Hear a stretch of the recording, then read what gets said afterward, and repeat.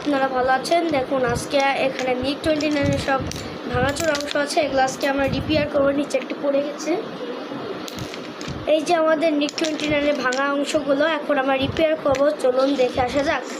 দেখুন এখানে আমি একটি জোড়া লাগিয়ে রেখেছিলাম। এই যে আরেকটা জোড়া লাগাতে হবে এখানে। এই যে এখানে মিগ 29 বডি হয়ে গেছে। এখন আমাদের তৈরি করা লাগবে ছাদ আর পাখা। আমাদের প্রথমে পাখা তৈরি করা লাগবে, নাহলে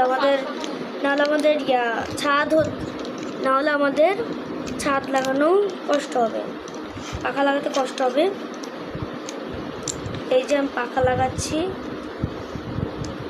পাখাটা এই যে বোম টোম আছে, গুলি আছে।